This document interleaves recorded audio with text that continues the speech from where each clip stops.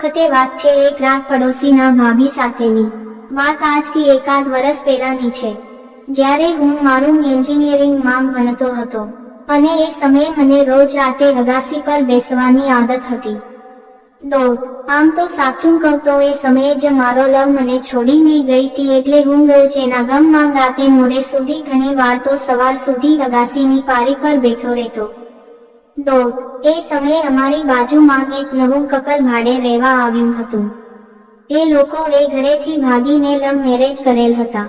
એ છોકરો પણ એન્જિનિયર જ હતો અને નવી જોબ મળી હતી એને। એની વાઈફ એટલે કે એ ભાભી દેખાવમાં ખૂબ જ સુંદર અને MBA ભણેલી હતી।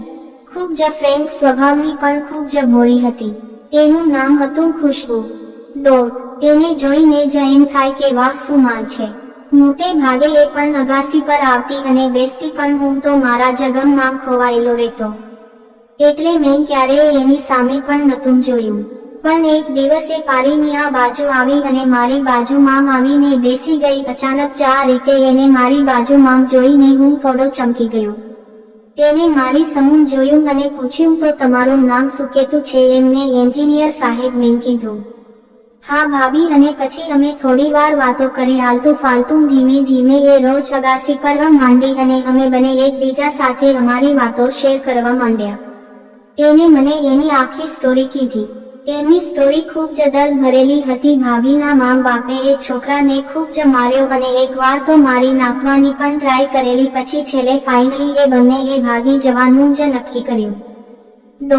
એ વાત કરતા રડવા મંડી, એટલે મેં એને છાની રાખી। એને મને હગ કરી લીધી અને મને બાથ ભરીને જોરથી રડવા માંડી અને હું એને છાની રાખવાની ટ્રાય કરતો હતો, એવામાં મારો હાથ એના પર પડી ગયો। બસ એટલી જ વાર હતી અને અમે બંને પપ્પી કરવા લાગ્યા। એક વાર પાછો એ ઊભો થઈ ગયો। ભાભી ખસી વાર સુધી એમ જ મને બાથ ભરીને બેસી રહ્યા, પછી રડવાનું બંધ થયું એટલે એ મને થેન્ક યુ કહીને ઊભા થઈને ચાલ્યા ગયા। એ પછી બીજા દિવસે અમે બંને સાથે બેઠા તા। એને મારો હાથ એના હાથમાં લીધો અને ખૂબ જ પ્રેમથી મારી આંખોમાં જોઈને કીધું, શું કે તું સાચું કહેજે, તું પણ કોઈ મોટા દુઃખને તારી અંદર છુપાવીને બેઠો છે। મેં તારી આંખોમાં જોયું છે, કોકની યાદ છે એ અંશુમાં બોલ આજે મને કહીને તારું રડાઈ મારી સામે ઠાલવી દે।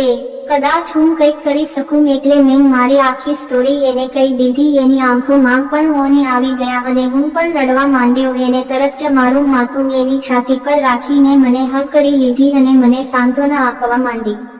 પછી તેને મારું દર્દ જાણીને મારી ઈચ્છા પૂરી કરી। જ્યારે રાતના 11 વાગ્યા હું એના રૂમ પર ગયો અને મેં દરવાજો વગાડ્યો અને મને અંદરથી ભાભીનો અવાજ આવ્યો કે અંદર આવી જા। દરવાજો ખુલ્લો છે। મેં દરવાજો ધકેલ્યો અને જેવો અંદર ગયો તો જોયું કે ભાભી બેડ પર સૂતી હતી અને ભાભીની કૂતરાની જેમ એમના જીભ વડે પપ્પી કરતા હતા। પછી હું રૂમમાંથી બહાર જવા લાગ્યો તો ભાભી બોલી કે અરે ક્યાં જાય છે તું, અહીંયા આવી જા। તો હું એકદમ દંગ થઈ ગયો અને પછી ભાભી પાસે જોયું તો એ મને જોઈને હસતા હતા અને હું એમની પાસે ગયો અને ભાભી પાસે જોવા લાગ્યો। પછી ભાભી બોલી કે શું ત્યાં જ ઊભો રહીશ કે કાંઈ કામ પણ કરીશ?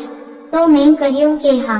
હું ભાભીને કારણે થોડું શરમાતો હતો। પછી ભાભીએ કહ્યું કે ઠીક છે, પણ આટલી જલ્દી નહીં। ત્યારે હું પોતાને ખૂબ મજબૂર મહેસૂસ કરતો હતો અને કંઈ પણ વિરોધ કરી શકતો ન હતો। મેં કહ્યું કે ઠીક છે અને પછી હું મારા ભાભીને 69 પોઝિશનમાં આવી ગયા અને હું ભાભીને પપ્પી કરવા લાગ્યો અને ભાભીને ક્યારેક વચ્ચે આવીને ભાભીને એકદમ સ્વર્ગ જેવો અહેસાસ થતો અને એ વચ્ચે બટકા પણ ભરતી હતી ત્યારે મારી ચીસ નીકળતી હતી અને પછી 5 મિનિટમાં મેં પાણી કાઢી નાખ્યું અને ભાભીએ મારું બધું પાણી પી લીધું અને પછી મારો આખો મોમાં લઈને પપ્પી કરવા લાગી અને થોડી વારમાં મારો પાછો ઊભો થઈ ગયો અને એને કહ્યું કે ચાલ હવે તારો મારી માંગ નાખ। મેં કહ્યું કે ઠીક છે અને હું મનમાં ખૂબ ખુશ થઈ રહ્યો હતો કે મારી ઈચ્છા આજે પૂરી થઈ જશે। અને પછી મેં મારો એના મોઢે રાખીને એક ઝટકો માર્યો અને મારો આખો એની માંગ નાખી દીધો।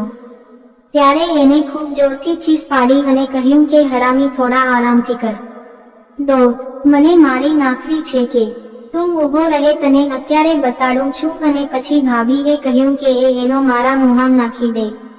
મેં મારું મોઢું ખોલવાની ના પાડી, પણ ભાભી જબરદસ્તી કરીને મારા મોંમાં નાખી દીધું અને ભાભી મારા પર ઉપર નીચે કૂદવા લાગી અને ભાભીએ મારા માથાના વાળ પકડીને એનો મારા મોંમાં અંદર સુધી નાખી દીધો, જેનાથી મારા શ્વાસ રૂંધાવા લાગ્યા. પણ થોડી વાર પછી થોડો આરામ થયો અને પછી હું ભાભીને સારી રીતે પપી કરવા લાગ્યો હતો અને બીજી બાજુ મારી ભાભી મને એના જલવા બતાડતી હતી અને એ બોલતી હતી કે હજી જોરથી ધક્કા મારતો હતો.